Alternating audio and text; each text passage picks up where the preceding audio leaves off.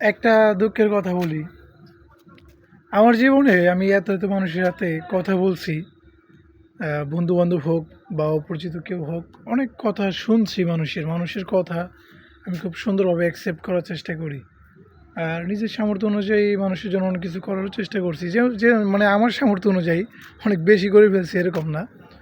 তো তারপরে দেখা গেল যে অনেক মানুষের সাথে হয়তোবা অনেকটা বেশি মিলে থাকতে পারিনি বা তারা আমাকে ভুলে গেছে এরকম হইছে। বা বেশিরভাগ মানুষ ভুলেই যায়।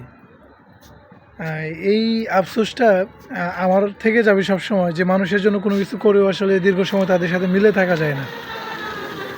এখন একটা কথা শেয়ার করতে চাই যে মানুষের জন্য তো অনেক কোনো কিছু করার অনেক কিছু করার পরেও আসলে তাদের আপন হওয়া যায় না। কিন্তু এই গতকালকে সম্ভবত গতকালকে আর এর আগের দিন মনে হয় একটা রুটি নাকি কেকের অর্ধেক মনে হয় এই কুত্তা সাথে আরেকটা ছিল। আহ, ওই কুত্তাটারও মনে হয় দুইটা রুটি, সম্ভবত 2 দিনে 2টা রুটি খাওয়াইছিলাম। এখন আজকে আমি যখন নামাজের দিকে আসতেছি এই কুত্তা আমার দেখে আমার কাছে আসছে তখনও নর্মালি ছিল, কিন্তু একটু পরে দেখলাম আবার আসছে দোকানের সামনে।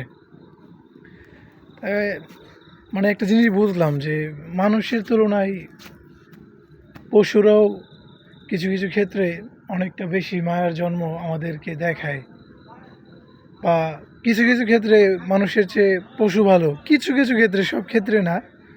কারণ মানুষ সৃষ্টির সেরা জীব, এতে কোনো সন্দেহ নাই। কিছু কিছু ক্ষেত্রে